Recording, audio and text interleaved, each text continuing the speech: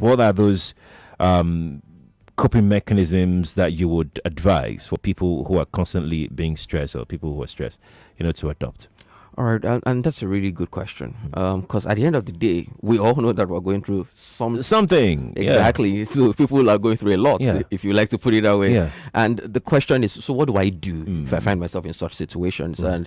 And whilst coping mechanisms are very important, there are two things to consider just before we get to that point. Yeah. I always also like to simplify this conversation by saying there's an ABC to stress management. Okay. And that literally is that there's an A, there's a B, and then there's a C. So just before we get to the C part, which has to do with coping mechanisms, there are two things that actually precede that. The very first part is awareness. And that is so important. It means that I should know that exactly I'm being stressed. Yeah. But more importantly, it's not enough to say I'm stressed.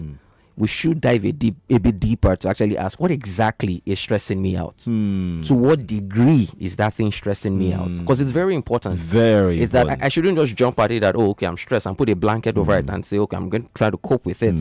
I should actually ask, Know your triggers. exactly, Know what caused what are the stressors Yeah. that I'm facing? Because we all face different stressors to varying degrees. And not all stressors are also external. That's also very important. I also like to say that, you should also be aware of certain internal stressors. So some level of uncertainty, sometimes an information overload. So for example, you are perhaps you also understand, experiencing like, those sort of it's on the stressors. Exactly. So it's being aware of those stressors, knowing that they are external, they are internal stressors, and being aware as to the degree to which it's impacting you as a person. Because if you work in Ikoyi and you live in Ikorodu, the degree to which traffic would affect you would differ from someone that works in Yaba and lives in Ikoyi. Definitely. So all of those things are very important to evaluate them properly. So the degree to which it's doing that is also very important. So it's awareness first. Then the B part speaks to the balance. So now I know that these are the stressors that I'm going through. What can I do about them? So can I prioritize? Can I delegate certain things? Can I rearrange my schedule in such a way that it actually takes out this particular thing? And that brings me to a very, very key word that I think we all should go with in the course of this conversation. It's being intentional. Is that I know that the stress is plenty. But we must be intentional about how we choose to carry out our daily activities. And so things like having a plan, having a to-do list are not outdated. There are things we should still be able to deploy in terms of being able to manage stress as effectively as possible. So when we talk balance, is that, okay, so now I know the stressors. What can I do about them? What can I do to actually find my way around all of that? And then we get to the C part, which is really the question that you asked is, so in terms of coping, what exactly can I do? So I usually like to preface that by saying that at the end of the day, there's some events that are outside our control. That's right. So no matter how much you prioritize, you delegate. Like Lagos traffic. There's nothing you can do about it.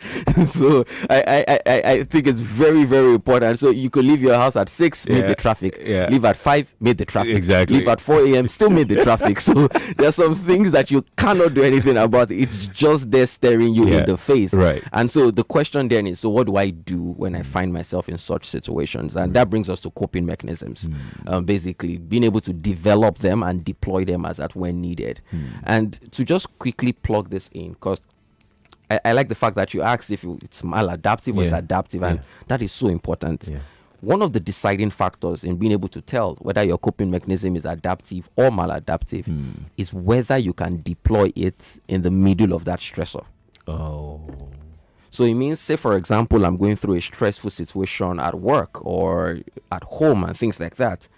If I'm able to deploy that coping mechanism whilst I'm in the middle of that stressor, it is adaptive in nature. So it means if I want to perhaps take a break and then just have a quick chat with a friend, if I just want to take a walk and get some air, if I want to listen to the radio, if I want to play some music and things like that. The more important thing is I shouldn't have the mentality wherein I go through all of the hassle and struggles of the entire week and I hope to distress over the course of the weekend, because that's what a lot of people do, is that the stress just keeps building up. It just keeps building up. It keeps building. And we're not doing something decisive about it in that particular instance. So one of the things to check is, am I able to do something about it in that instance? So if it's taking a quick nap, like you said, I'm able to deploy that. Is it that I turn on some music and that helps me? Is it that I just pick up the phone and then I have a chat with a friend and things like that. But the more important thing is, while I'm in the middle of that stressor, what am I doing about it? So if traffic is my stressor now, for example, listening to Nigeria Info can be my coping mechanism. Is that whilst I'm in the middle of it, I'm actually doing something decisive about it, as opposed to the flip side, which is maladaptive, which is I just wait at the end of the day. And you keep nagging. You see your head. You know they see me. People lash out in traffic. Exactly. So it's being able to do something about it in that particular instance.